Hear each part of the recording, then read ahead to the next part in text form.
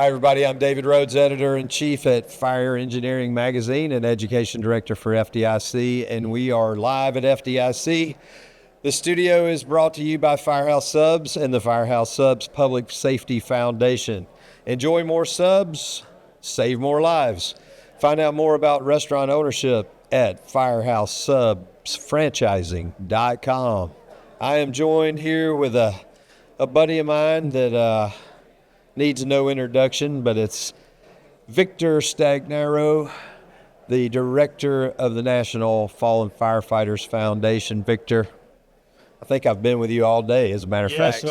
We've been crossing paths as early this morning. It's been great. So a little backstory on us. We actually met last year at FDIC when we were doing a bit for the National Firefighter Registry. Backstage, we talked, and Victor was in the process of becoming the director, and I was brand new to the FDIC thing. So we kind of joked that we were both rookies in our position. It was, we were at Stop, Drop, Rock and Roll a year ago. You stopped by and you said, you gave me a challenge coin and said, looks like we're going to be rookies together. Yeah, so we commiserate together from time to time and talk about our responsibilities and trouble, but we both just look at these positions as a blessing and an awesome way to serve. Different capacities, Absolutely. And the beauty is we're in such collaboration on so many things, and FDIC being one of it. We were on stage again together today. So for the folks that may not know, tell us what is the mission of the National Fallen Firefighters Foundation? Every year we honor every fallen firefighter that dies in the line of duty. We support the families, and we work collaboratively with you and many others to try to prevent line of duty deaths and injuries. The core is the National Memorial, which is just a couple of weeks away, May 4th and 5th. We will be honoring 226 firefighters that died in the line of duty. And just to put it in perspective, a year ago we honored 144. So the number of firefighters that are perishing from doing this job because of the things that you talked about this morning, cancers, and so many other things. So, that's our main mission, is to honor every fallen firefighter, support their families, and when we can, try to prevent the preventable. Yep. Explain a little bit about what that memorial is. I know it's on the campus. So. It's on the campus of the National Emergency Training Center and the United States Fire Administration, and we've got just a great partnership with Dr. Lori Moore Merrill and that campus and everybody there. It brings together over 2,000 volunteers. We have honor guards from every fire department across the country, just about, and we try to reserve places. If you've been on campus, you've been there, you know that there's the facilities for housing and those kinds of things. We try to reserve families or reserve places for every fire department that is having a firefighter honored, so their honor guard can attend without that additional expense if we can support them. We bring, there's going to be over 200 family escorts. So we have trained folks that have come year after year, and they are connected with that family. They walk them through everything that happens. So on Friday night, they will arrive. They'll have a group dinner. We'll have the honor flag will be presented in front of their hotel. There's a brief ceremony there. And then on Saturday morning, the families get together. They'll have grief sessions. They'll start decorating the bags that we have for our luminary service on Saturday night. And then Saturday night is our candlelight service, which is, it's really it's a very intimate moment where it's really for it's always for the families, but that particular moment it doesn't have as much pomp as we do on Sunday morning. A little more solemn and yes, very solemn. It's a short service, and it's a commemoration for those families and for those firefighters. And then they go back to their hotels, and on Sunday morning at 10 o'clock is the national ceremony where all the honor guards are coming together, all the dignitaries are coming together to pause and thank those families for the sacrifices that they've made to allow their firefighters to do the brave and honorable work that they do. That's amazing. And it's just an unbelievable sight. And the families obviously appreciate it, but you guys support those families all year long. Throughout the year, yeah, we have not only just on the Memorial Weekend, we do wellness conferences.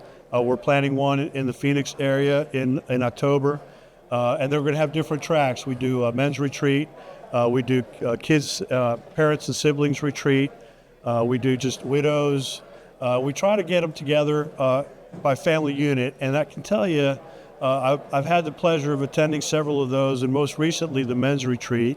And it is so motivating to see the resilience of those families and the suffering that they've gone through and the grief that they go through. But it's a peer moment. It's, the peers, they're connecting with other dads in this case, or brothers or sons who've been down the same road. And for them to get together like that and support one another, it's an amazing thing to do. It's very motivating for me to understand, the mission of the foundation and how valuable it is for them. And it just makes me want to work harder every day to support those families. So we've had a busy day. We actually just an hour or so ago came from Lucas Oil Stadium where Wheeling had a very special ceremony, another collaboration with the NFFF, and tell us a little bit about that. It was pretty amazing to see the unveiling of a race car logoed up with all your... It is really a phenomenal thing for Whalen to do. They sell that real estate on cars every day, and they get a lot of money for it. But they wanted to do something special for the National Fallen Firefighters Foundation, for the fire service, and for the families. And so this is the third year in a row in which they have had a car with the National Fallen Firefighters Foundation logo on the hood of it, and on the back trunk, every name of every fallen firefighter that will be honored in Emmitsburg is written on that back trunk. And I can tell you, and as I mentioned this morning, it's hard to look at it. Oh my gosh, we were like, it's dusty in here. It's a very moving thing. And then on the day of the race, when that car's going around, and you just know that those families are so thrilled to know that their firefighters being commemorated by our folks at Whalen. It's just a really special connection. And that was a Richard Childress #2. Yes. And I can't remember the guy's last name. Jesse Love. Jesse Love, yeah. The kid's like 19, 20 years old, and I mean, just down to earth, great guy. It was great to meet him. And and I'm told that he was not allowed to rent a car to come here because he's not old enough to rent a car. But he's going to be racing in the Daytona 500. Yes, indeed. Yes. What an amazing young man. So poised. It's just, what a great support. So we'll be rooting for Jesse Love in the 2 car at the Daytona 500. And you know what? And he told him, don't wreck it. Don't wreck it. Yeah, that's right. Yeah. If he does, make sure it's a front end damage. Right. Don't get rear-ended. But actually, the owner of the car, she came up to me. She said, we feel like the spirit of all those firefighters are supporting him to go forward. So I thought that was just a beautiful thought.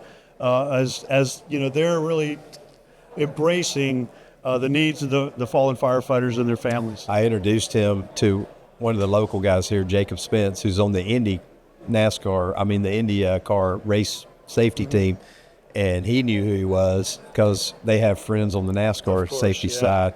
And he goes, hey, my guys in racing say he is a wheeler. Watch out, he's coming. That's fantastic. So that's going to be awesome. Yep. So what else we got going on? You guys are all over FDIC, but we got the stair climb coming up. We do, yeah. On Friday morning, tomorrow, around 1 o'clock, we will be launching into our stair climb. Thank you for all the support that you provide to us throughout the year in preparation for that event. Last count, we had somewhere near 500 climbers coming to commemorate those 343 firefighters that died on that fateful day. You'll get a badge, you'll get a T-shirt, and when your inspiring words will be very meaningful as they always are. And as every firefighter and everybody that's climbing, as it gets hard, they look down at that picture, that firefighter, and like, I can finish this. I can do this. I can finish the walk that they couldn't finish. And it's just a great event. And we're so proud to be able to partner with you to do that stair climb here at FDIC. And it's pageantry too, bagpipes. And a lot of the whole Lucas Oil just sort of shuts down for a minute and gets that kicked off. It's very somber. The bagpipes will be there. The chaplain will be there. We'll have some FDNY folks talking about, what this means to them. And, it's just a great commemoration that we do every year. And we sort of have an open invitation to any FDNY person, retired or active, that's here, just to come stand with us as we greet. If you're not climbing, just stand with us as we greet every single climber as they go on. We've changed it. I don't know if I told you, we're not shaking hands this year. My hand was pretty sore from a year Well, ago. we slowed the train down, and so we are going to line up, and we're doing fist bumps this year. We're going to do the old fist bump. There you go. That should speed it up, and it's going to save a lot of wear and tear. Yes, indeed. That's a great call. Yeah, we're going to move there. And, the funds that come from that not only support the families of our fallen, but we continue to support the FDNY, the Counseling Services Unit, and other programs there. So it's a lot of that money goes directly to support FDNY members. It's awesome. All wonderful stuff. Tell us a little bit about some of the new stuff. I know I was at the Cancer Coalition meeting just a few months ago, and you guys got a pretty big name for a new employee. So we do, yeah. So our affiliate, the First Responder Center for Excellence, it's been around for about 7 or 8 years, and we just brought on Frank Lieb from the FDNY, and he's the managing director of that organization. He's taken the bull by the horns and getting organized, and we're so proud to have him to lead that organization that's so focused on firefighter safety from the standpoint of cancer prevention, cardiac, fitness and health, all those things that we're seeing that firefighters are dying from, to try to prevent those line of duty deaths. And Frank's just a fantastic guy. If you know him, absolutely, he's a rock star, and we're so fortunate to have him leading that organization. And he's so passionate about this. He really is. He really is. So. Yeah, and I know for a fact I know that he's turned down other jobs that are maybe much more glamorous, but he's here for the mission. And that's what you just love, those kinds of people that are here for the right reason. And he's already asked me for the footage of today's opening ceremony, so he's going to incorporate that into something. Yep. So, all right. Anything else on the slate coming up? Well, we've got Stop, Drop, Rock and Roll this evening.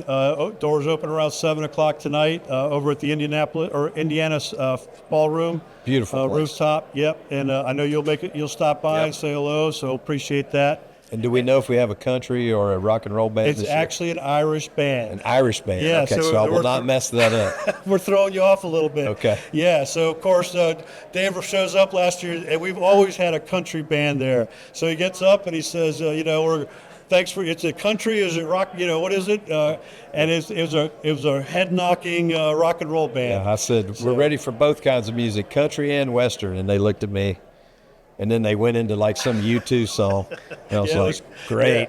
Yeah, well, sorry about that. No, Irish band tonight. I don't mind being the fool every now and then. Yeah, it's me every day. But then, one thing you should know, 20 years ago, 2004, it was when the 16 firefighter life safety initiatives were developed. Right. 20 years out. So this August, we're going to reevaluate those initiatives. Awesome. And I'll say, the mission and the message you're giving about doing the right things, that is we're our line there. And I love the revolution that you're helping to promote throughout the fire service. So thanks, Dave, for your friendship and your leadership. Awesome, Victor. Well, we're live here at the FDIC podcast from the Firehouse Sub Studio. The energy here is just unbelievable. The halls are packed. If you're in the Indianapolis area and you can get here, the exhibit halls are open through Saturday. So, Victor, it is always a pleasure. Delight. I guess we'll take a little bit of break, and then we'll see you at the next event, right? See you there, yeah. All right, David Rhodes, live at FDIC. Thanks.